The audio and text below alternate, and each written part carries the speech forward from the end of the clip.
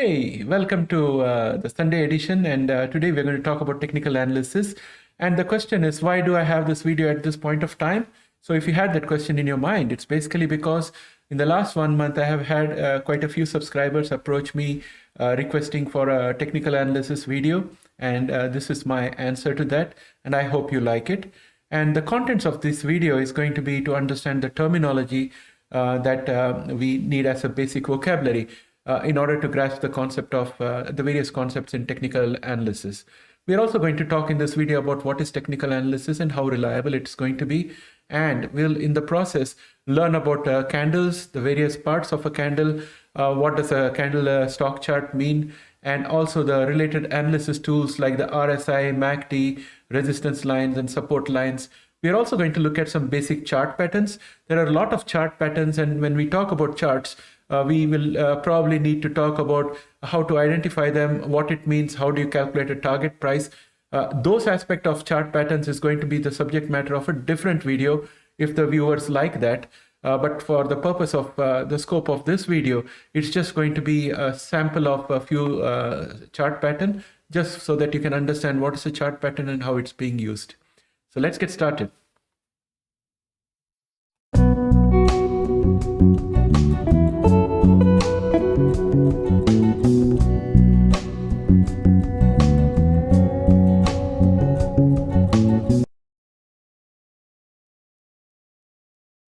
Let's talk about the first terminology that is very important. It's price action. So price action is a record of movement of a stock price over a period of time.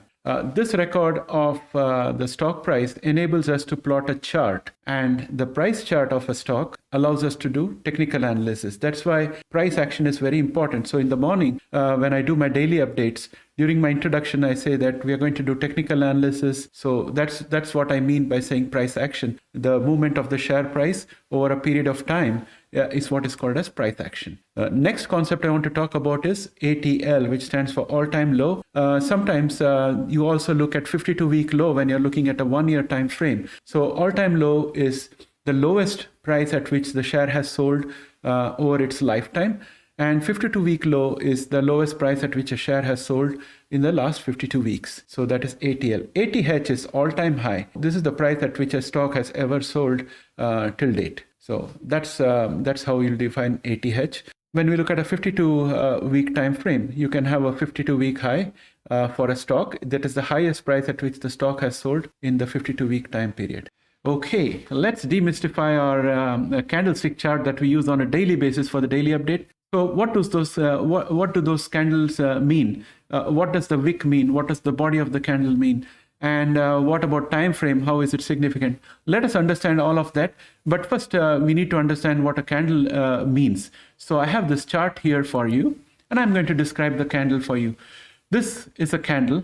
It's a green candle. And this is another candle. It's a red candle. There is a significance for the color. The green candle indicates that it's a bullish candle. The red candle indicates that it's a bearish candle. In case of both the candles, they have wicks on the top and on the bottom. The top wick, the tip of the top wick always shows the day's high in the price. The bottom of the lower wick always indicates the day's low. In case of a bull candle, the top of the body indicates the close price, and the bottom of the body indicates the open price, because a bullish candle opens in the morning and keeps on going up until it closes. That's why the close price is always at the top. Whereas in case of a bearish candle, the bear candle opens in the morning and keeps going down until it closes. Therefore, the open price is at the top and the close price is at the bottom of the body of the candle. So this is what the candle tries to convey to us, and it's in a very elegant way conveying to us 4 data points: opening price, closing price, high, and low. So if you were to look at a 1 month chart with each candle being for 1 day, then the candle would show what was the opening price for that particular day, and what was the closing price for the day, what was the high for the day, and what was the low for the day. And when you look at the entire chart, you would have 30 of those candles. They would be green and they would be red, and they indicate to you at a glance the bearish days and the bullish days. They also give you an idea of how visually the highs and lows of subsequent days correlate to each other. All of those things help us to do technical analysis. Now let's talk time frames. Most of the trading platforms allow you to select time frames for your candlestick chart, and the time frames range from lifetime of the stock all the way down to a daily time frame. If you select a daily time frame, you have the choice of going for a 1 minute candle, or you can go for 5 minutes candle, or you can even go for a 30 minutes candle. Those kind of things do make sense.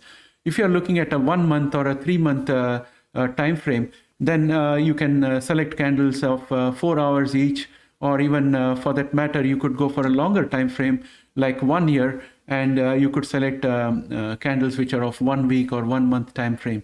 It all depends on what exactly you're trying to achieve and which part of the price action you're trying to study. Personally, for my own purpose, I feel more comfortable looking at the 1 year candlestick chart with each candle being 1 day. And when I want to plot support lines, I prefer to have a 3 month or a 6 month time frame, and with each candle being 4 hours. And that seems to be much more comfortable for me to relate and draw support lines and resistance lines and trend lines. I'll talk about this in a subsequent slide, so don't worry about it. Now, if you look at this chart out here, you can see that I have this red line out here. The way I drew this red line is by connecting all the lower highs in this sequence. So this is a lower high, this is a lower high, and this is a lower high. So I've connected them all, and this forms the resistance. The reason we call this a resistance is because over a period of time, the price has tried to go above it, but has been pushed back. That means there are a lot of sellers along this trend line who would come out to sell when the price reaches that position. So this is one of the ways in which we are able to project into the future of what is likely to happen based on the past. So in the past, whenever the price had been pushed back, it had formed a new lower high, and we connected them all with this line, and now this becomes our outer bound. So we can expect that when our price point goes anywhere near this red line, then it's likely to be pushed back. But it's not a guarantee that it will always happen. We'll have to look at a few other indicators. That's where the MACD and the RSI come into play. But even with those, it's not always a guarantee, because what these charts cannot predict is external events like the Russia-Ukraine war that started off. The chart could not predict that. Oil price going up, or maybe a government falling, or some major financial scandal or anything. Those kind of things cannot be predicted by technical analysis. And people react the way people do react. And these are all historical data which is being used to project into the future, assuming that if the future was anything like the past, and then from the past, whatever correlations we have established, we are going to use them to project what the future would look like. And in this context, we have various tools like the resistance out here, which is this trend line, and the support is another trend line. Now, this support has been drawn by connecting the lower lows. And as we connect the lower lows, we come up with this green line, which means that any point of time, if the price falls to this level, then there are plenty of buyers to buy and bid up the price again. And that's why the price has bounced back from the support.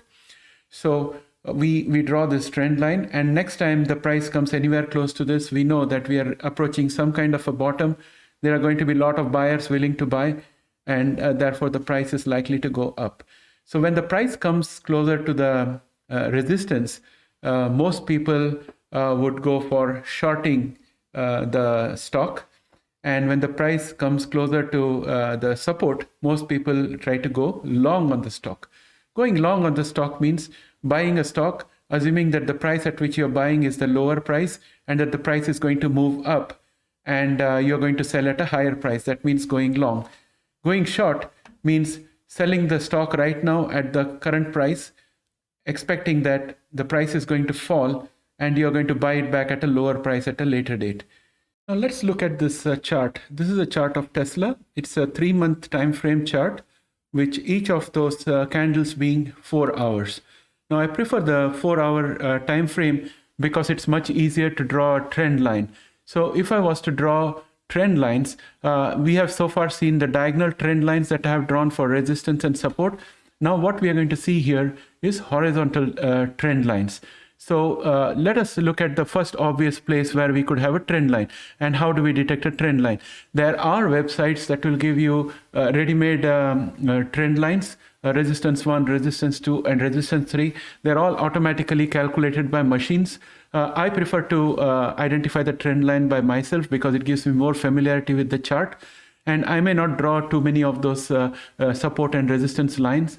I sometimes forget to delete old support and resistance lines. It all makes the chart look very choppy. Ideally, the best practice would be to have only those trend lines which are within the immediate price range that you're looking at, 10% or 20% on both sides of lines. So let's do the first one out here. I'm going to draw a trend line here, which is going to be a horizontal line. And the most obvious point, I think, is going to be this one.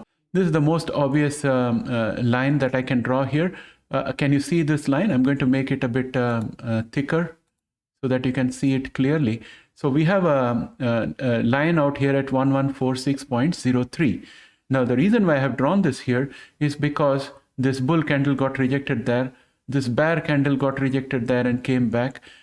This bear candle also got rejected. This bear candle also got rejected, came back. This bear candle was prevented from falling down further. That is where resistance becomes a support. And this bull candle also got support from this line. So this particular line is now going to be a resistance because our current price is below. Our current price is right now 1057.26. So it's somewhere out here. So let me take one of these highlighters. So our current price is somewhere out here. Okay. And therefore, this is a resistance. But if this line was below our current price, it would be a support, in which case I'll mark it green. Now, if we were to draw another line, which is going to be a trend line, we'll determine whether it's a support or not. So then I would look at this point here, because I can see a whole lot of rejection has taken place out here. So I'm going to draw a line out here, and I'm going to mark this green because it is below the current price. And this is a support line because in most cases we have been pushed down. Many times we cannot have a very, very clear, crisp line. So we can draw a band of price like for $4 or $5 within which you have a green bar instead of a line, and that serves as a support.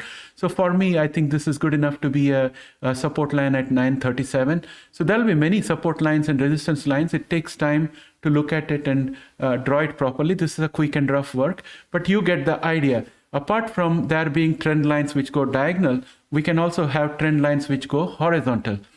And over and above that, we have some more trend lines, which are the exponential moving averages. So most of your trading platform will allow you to have exponential moving averages. So I'm just going to search for it here. So I have exponential moving average out here. So I can select this, and it's already plotted into the chart. So I have got that here. So I can go into the settings and I can change the style. I would like it to look as a white line so I can see it clearly. I could add more of the exponential moving averages out here for 20 days or 50 days. So if I go back to the settings and if I look at the inputs, it is saying 9 days. So this exponential moving averages consists of 9 days. So I can change this to 15 days. And then the trajectory will change out here. I can also change that to 100 days. So if the stock has been in the market for more than 100 days, then I'll have a chart out there. So this is a 100 days exponential moving average. We'll talk about the significance of all these when we go into the technical analysis portion. But for the moment, it is sufficient to know that trend lines connect points of a particular type, and you have support lines and you have resistance lines, and you can have horizontal support and horizontal resistance lines. And another important thing to remember is that once the price falls below a support line, then the support line becomes a resistance. The next thing I want to talk to you about is breakout and formation.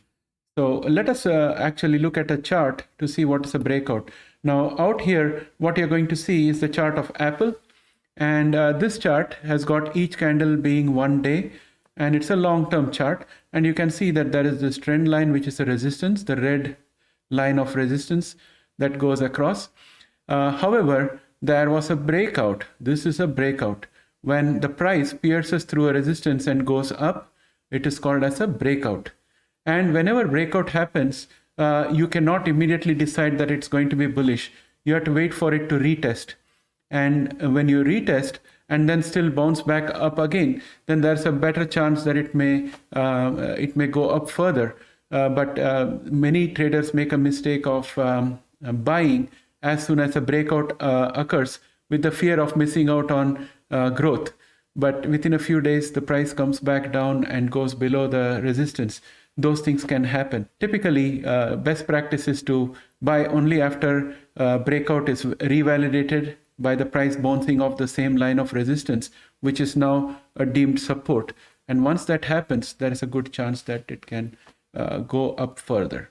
So that's about breakouts. And in terms of formations, we have a lot of formation. One of the things that you are very familiar with is my formation here for gold.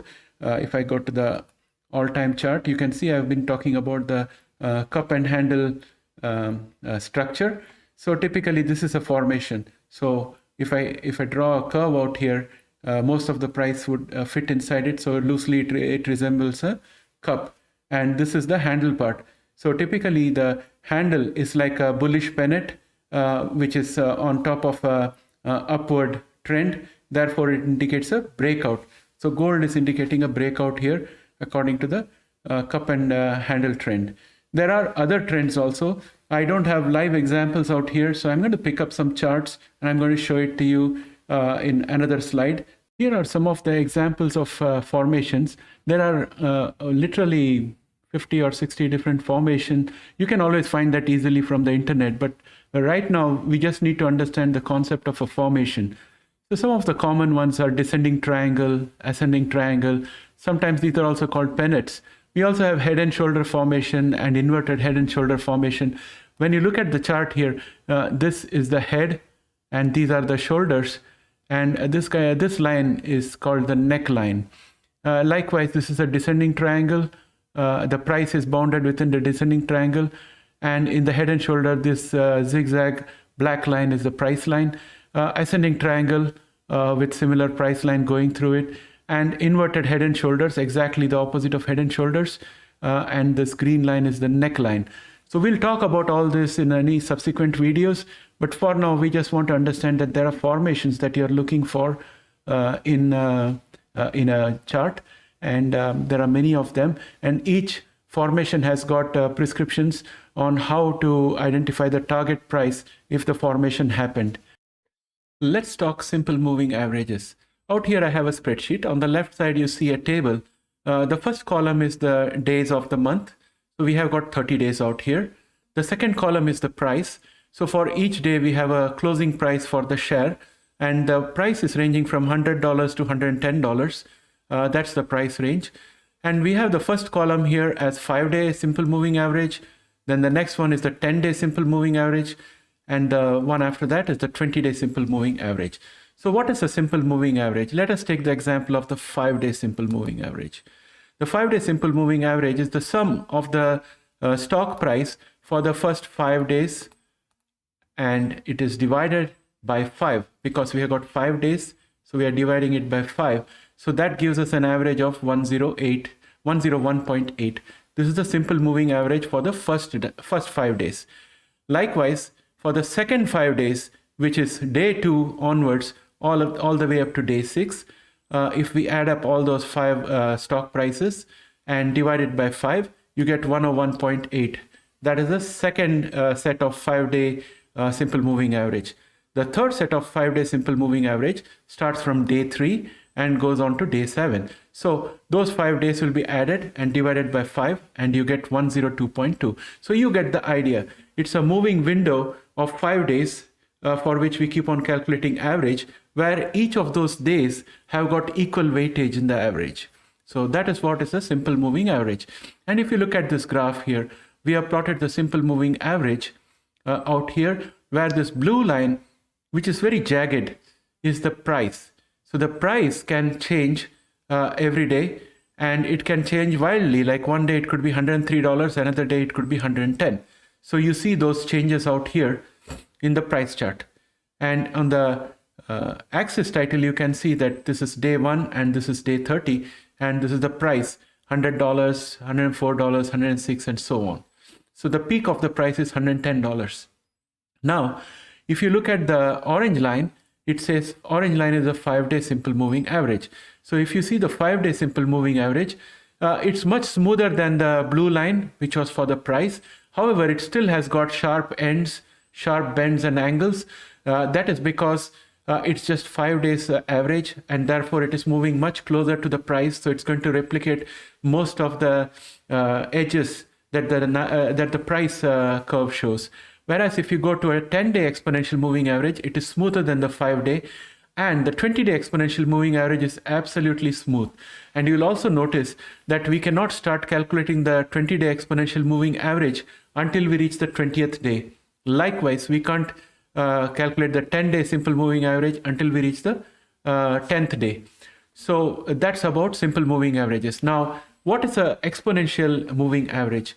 Exponential moving average is a simple moving average on steroids. And how do they do that? Let us take the example of the 5-day simple moving average. In the 5-day simple moving average, we took the price of the share for the first 5 days and divided them by 5, giving equal weightage to each day. In an exponential moving average, if it's a 5-day exponential moving average, what we would do is we'll take the first 4 days and find its average, and we'll give extra weight to the 5th day and add it to the average. So the average that we get will have the first 4 days having the same weightage for to each other, whereas the 5th day will have a higher weightage than the first 4 days. Therefore, it's tending to be much closer towards the price action, at the same time taking cognizance of the previous 4 days. So that's how you derive an exponential moving average. In case of our technical analysis, we use both simple moving averages as well as exponential moving averages. And the tools like RSI and MACD use a combination of exponential moving average by adding and subtracting them and deriving extra lines, trend lines, in order to find certain information from the difference between the various duration moving averages. So let's learn about that in the next slide.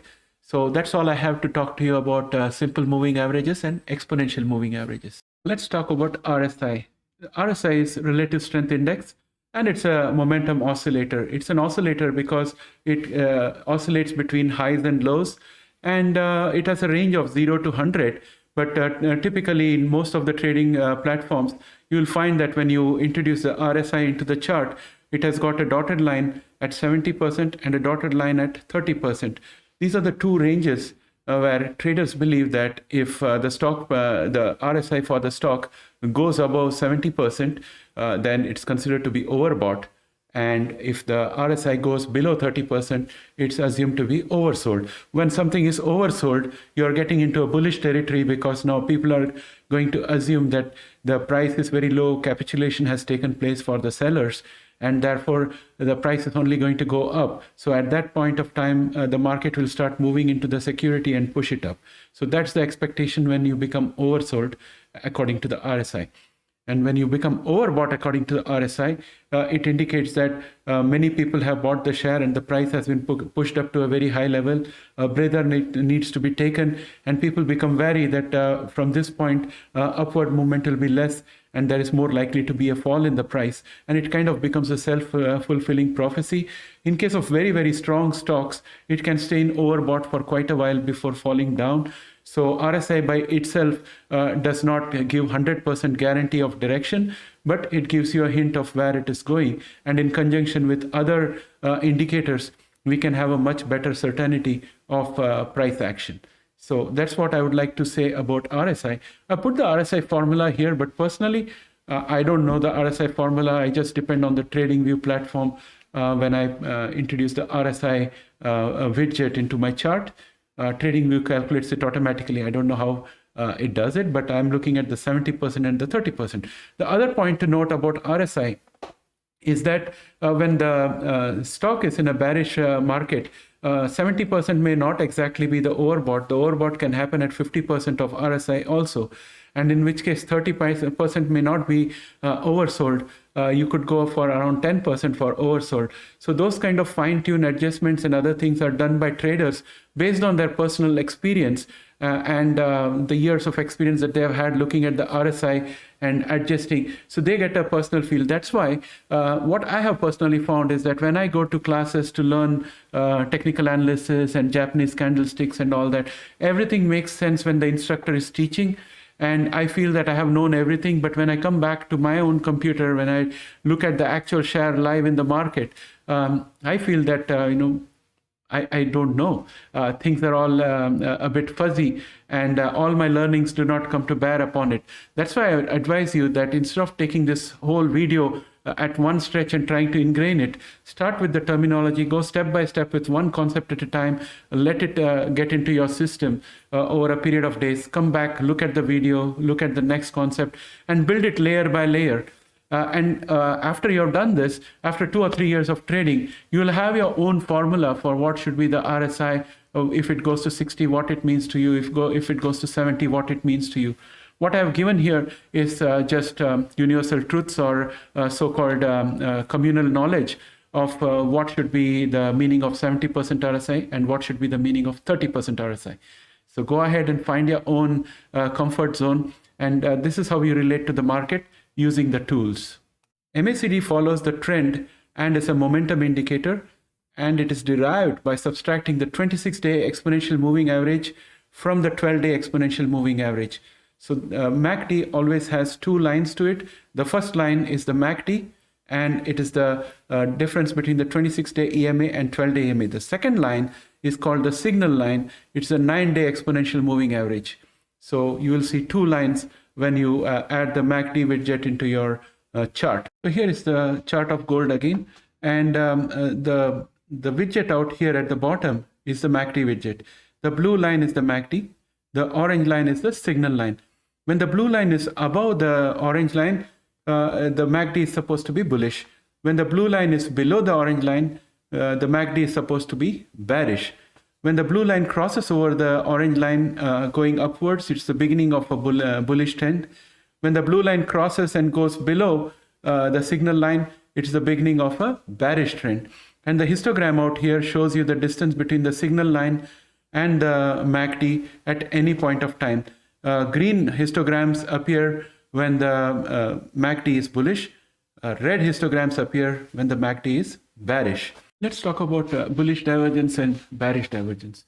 This is where you're going to use the RSI or the MACD along with the price action chart to come up with some conclusions regarding which direction the price is likely to move going forward. So the divergence is basically when the price graph tops or bottom point to a different direction from the corresponding tops or bottoms of the MACD or RSI. That's where the divergence happens. Such divergence can be bullish or bearish. So I'm going to give you actual example of that. So if you look at this particular chart out here, you can see that at this point, the RSI, if you connected the points of the RSI, they were going upwards, whereas if you connected the points of the price, they were going downwards. So they were both in opposite directions. So RSI is going to indicate ahead of time where the price should go. So as a result, we found the price moving up. Again, we have the same situation where we have the RSI moving upwards and the price moving downwards. So this means that up ahead, there is going to be a bullish action going forward. Most of the times it will come true, but there are conditions where it may not come true. So we have to use all of these indicators, and as we keep on using them in our day-to-day trading, we get a good understanding of how much we can rely on each indicator, what combinations work best and what don't. So more you trade, the more you get experience and comfort with these indicators. Now let us look at bearish divergence. If you see the line that we have used to connect the higher highs of the price here, it is moving upwards. Whereas if we connect the higher highs of the RSI out here, it's moving downwards. So the RSI is indicating a bearish trend. So RSI always gives the direction, and therefore it is expected that this price is going to fall going forward. So this is a bearish divergence.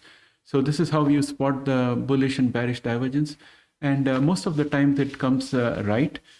Sometimes it doesn't hit the mark and it may deviate. Those are the times when you have external events happening, unexpected events like a war or financial scandal or some country going insolvent, things like that. So there are many factors like that which can disrupt. Also, for example, this particular company, in this case, there is a bearish divergence. But let us say the FDA declares that one of their candidates is successful and it has been approved for trials. Of course, then everything is going to change bullish. All this divergence will all be ignored. So there are those factors also. So it's not a given. Again, I would mention that technical analysis just indicates probability. It doesn't give absolute guarantee. I think at this point of time, it's almost more than a 30-minute video. So I'm going to stop right now, and I would urge that those of you who are interested, take this bit by bit. Don't try to digest the entire video in one day. Take one portion at a time. Go to your favorite trading platform. My platform is TradingView. That's the one that I use. And there are various levels of subscription that you can get on any trading platform. I'm at the professional level, but not very high, because I don't need those kind of extra indicators and extra facilities. I think a professional subscription is good enough for me. But various trading platforms will give you various options. But most of them will definitely give you RSI and MACD in the base subscription. They'll also give you 2 or 3 indicators that you can add on to the chart, like exponential moving average and simple moving average. So you can use those also. And they will also give you some basic trend line drawing tools. So make a choice of a trading platform which allows you to practice for free. And even though the price may not be live, you can still work out all these concepts that I have taught you. Try to identify resistance, try to identify support, impose an exponential moving average, and check out the price action. So those kind of things you can do. You can try to identify bearish deviation and bullish deviation, variance. You can find those things, and slowly you'll get used to it. Don't be daunted by this. This is not very difficult. It's just a question of hands-on practice. The more you practice on the chart, the more you'll get comfortable, and the more you'll start recognizing patterns and anticipating patterns. So it's all kind of learning that happens. Without practice, this will just be theory. You may forget this, and next time you see some video where people are talking about price trends and all, it will look like voodoo science. So there is nothing magical in here. And this is not a 100% guarantee prediction. It's just a probability. So with that, I would finish this session. And please put a like there if you like this video. And if you have not yet subscribed, why not subscribe? Please subscribe and join our community and help us grow this channel. Thanks and have a great day. Bye for now.